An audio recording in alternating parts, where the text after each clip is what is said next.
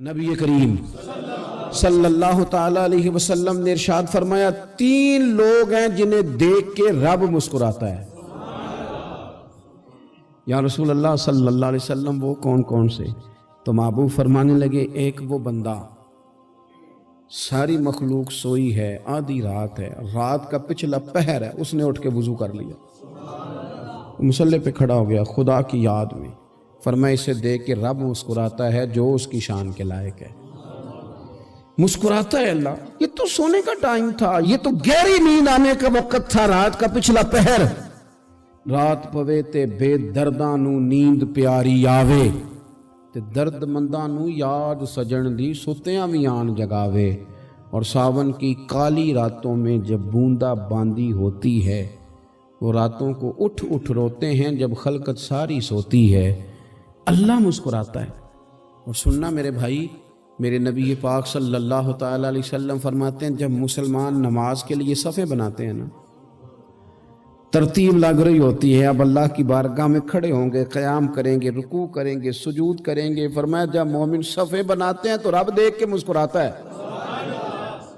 مسکراتا ہے۔ کمال ہو گئے عروج بندگی کا، جب بندے کو دیکھ کے رب مسکرائے، خدا بندے سے خود پوچھے بتا تیری رضا کیا ہے، مسکراتا ہے۔ اور میرے نبی پاک علیہ السلام فرماتے ہیں جب مجاہد جہاد کے لیے صفیں سیدھی کرتے ہیں، آج تو یہ رب کے نام پہ مرنے ہی آ گئے، یہ صفوں میں کھڑے ہوں گے، ترتیب سے لڑیں گے، ترتیب سے گلا کاٹیں گے کافروں کا یا شہادت لیں گے۔ فرمایا جب جہاد کے لوگ صفیں بناتے ہیں تو رب انہیں دیکھ کے مسکراتا ہے۔ کتنے نصیبوں والا وہ بندہ ہے جسے دیکھ کے مسکرا دیا۔ او یار کبھی تیرا بیٹا تیرے سامنے مسکرائے نا چھوٹا تو تیرا دل باغ باغ ہو جاتا ہے۔ تیری ماں بیمار کسی ایک دن صحیح طرح ہنس پڑے تو طبیعت خوش ہو جاتی۔ مجھے بتاؤ نا جس کا رب بھی اسے دیکھ کے ہنس پڑے، جو اس کی شان کے لائق ہے، کیا اس بندے کے نصیبیں ہیں، کیا اس کے مقدر ہیں۔ آپ اس مقام پر اپنے آپ کو لائیں۔ اب دیکھیں نا یہ حدیث آپ نے سن لی، اب ہم نے نا اس طرح صفحے نہیں بنانے جس طرح ساری دنیا، اب ذرا صفحے بھی شوق سے بنائیں گے، اب ذرا تھوڑا سا شوق پیدا کریں گے، بھئی یہ تو میں وہ کام کرنے لگا ہوں جسے دیکھ کے رب مسکراتا ہے۔ نبی پاک صلی اللہ علیہ وسلم نے فرمایا جب کوئی بندہ توبہ کرتا ہے نا،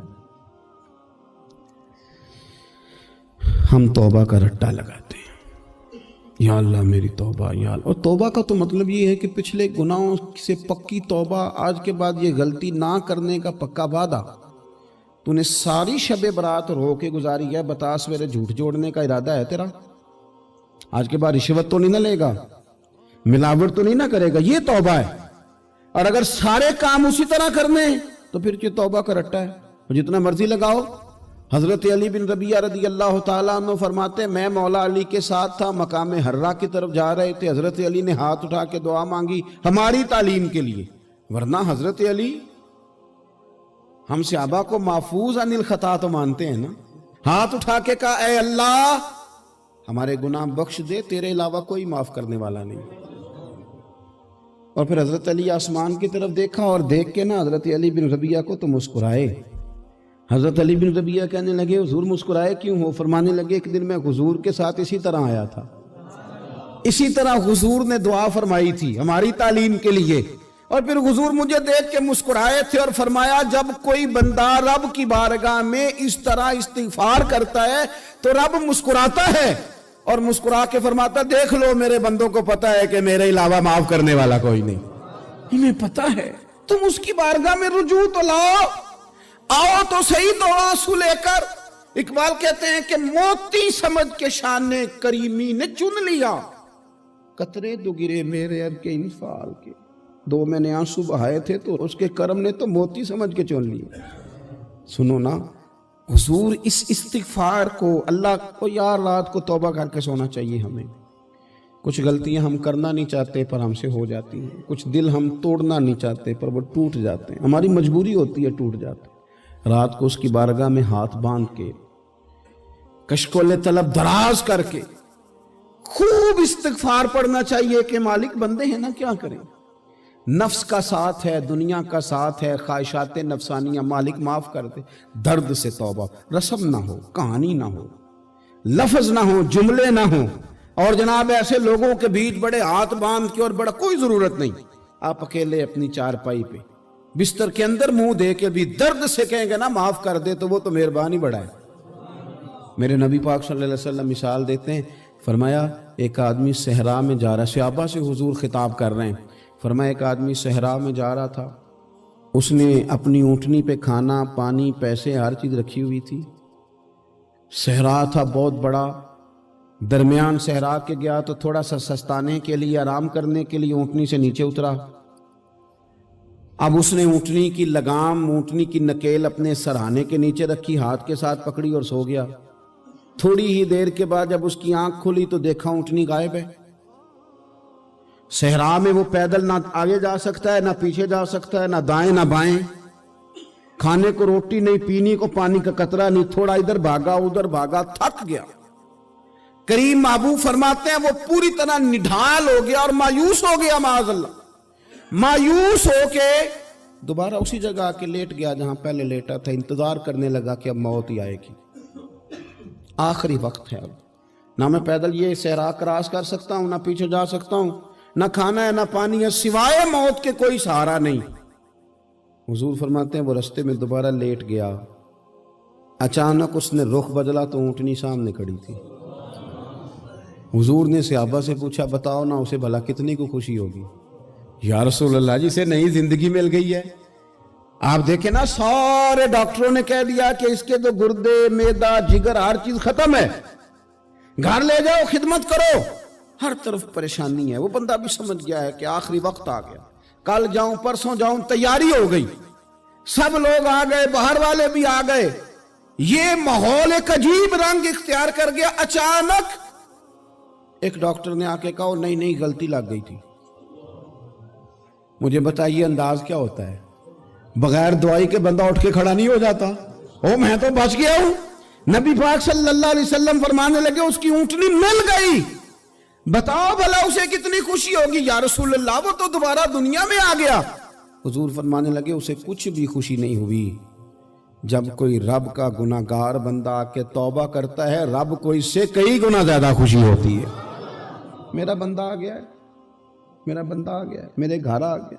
उसने आंसू बहाए हैं, उसने कहा अल्लाह मैं तेरा यूं तेरा ही रिज़्क़ खाता हूं, तेरी ही जमीन पे रहता हूं, तेरे नाम से मेरी सांसें चलती हैं। वो आ गया। फरमाया उस ऊंटनी वाले से ज्यादा रब को खुशी होती है जब गुनाहगार आके तौबा कर। गुनाहगारों के आंसू उसकी बारगाह में बड़े मकबूल हैं, लेकिन हम रस्म अदा करते हैं, तौबा नहीं करते। हम अपने आप के साथ धोखा करते हैं, झूठ बोलते हैं। हम बंदा कोई नाराज हो जाए तो हमें को नहीं नींद आती, उसके घर चले जाते हैं। हम अपने सारे रिश्तों को ताल्लुकात को मेंटेन करके रखने के आदी हैं। हमें पता है कि वहां मैं नहीं जा सका तो बेटा भेजता हूं, फलां शादी पे मैं नहीं जा सका तो भतीजा भेजता हूं, भाई भेजता हूं। हर ताल्लुक का हमने ख्याल रखा कोई रूठ ना जाए। लेकिन कमाल है ना, ये नहीं सोचा कि अगर रब रूठ गया तो, जब वो रूठ जाए ना तो सारे रिश्ते भी बंदे के पास मौजूद हों तो कोई करामत नहीं होता। फिर करोड़ों रुपया जेब में हो तो डॉक्टरों की दवाइयां असर नहीं करती। वो रूठ जाए तो फिर इंसान इस तरह से फिसलता है कि बड़े बड़े उसके पास दरवाजे होते हैं पर किसी जगह उसका हाथ नहीं लगता। खुदारा सुनो, नबी पाक सल्लल्लाहु अलैहि वसल्लम के पास मेहमान आ गया, बुखारी मुस्लिम है।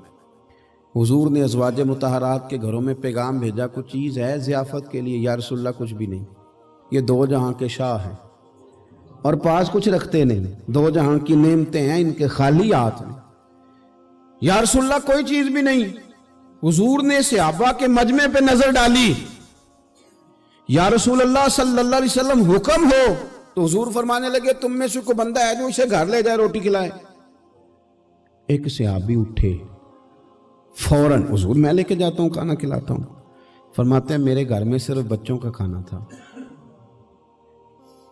ये नहीं कि फ्रीजर भरा हुआ है नेमतों से, सिर्फ बच्चों का खाना। ये नहीं कि किसी को देख के अपनी हंडिया पे बर्तन दे लिया, सिर्फ बच्चों का खाना। कहते हैं घर गया, बीवी से कहा क्या कैफियत है? कहने लगी बच्चों की रोटी है। मैंने कहा बच्चे सुला दे, सुबह नाश्ता कर लेंगे।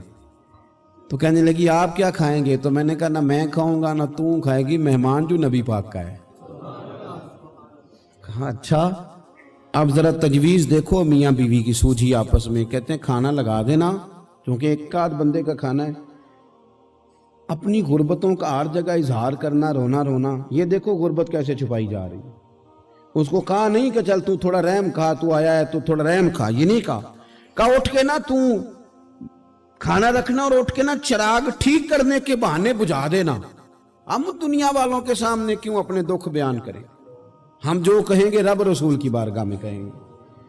تو نا چراغ ٹھیک کرنے کے بہانے، اہلیہ اٹھی، کھانا دینے کے بعد چراغ ٹھیک کرنے کے بہانے بجھا دیا۔ خامد بھی ہاتھ چلاتے رہے، بیوی کبھی برتن رکھتی کبھی اٹھاتی، پتہ چلے کہ کھانا کھا رہے ہیں، کھانا کھایا جا رہا ہے۔ کہتے ہیں مہمان پیٹ بھر کے کھانا کھا گیا۔ یہ کام ہوا رات کے اندھیرے میں، اس وقت ہوا جب چراغ بھی بند تھا، اس وقت ہوا جب کوئی دیکھنے والا نہیں تھا، کسی پڑوسی کو بھی خبر نہیں تھی۔ فرماتے ہیں صبح کے اجالے میں اس مہمان کو لے کے مسجد نبوی میں نے قدم رکھا تو نبی کریم نے فرمایا رات جو تم نے کام کیا ہے نا اسے دیکھ کے میرا رب بڑا مسکرایا ہے، اللہ بڑا مسکرایا ہے۔ اللہ تر دامنی پہ شیخ ہماری نہ جائیے، ہم دامن نہ چھوڑ دیں تو فرشتے وضو کریں۔ یہ شان ہے صحابہ کی۔ نبی کریم علیہ السلام نے فرمایا رب رات مسکرایا تیرا یہ انداز دیکھ کے، اور اس نے قرآن نازل کیا وَيُبْصِرُونَ عَلَىٰ أَنفُسِهِمْ وَلَوْ كَانَ بِهِمْ خَصَاصَةٌ۔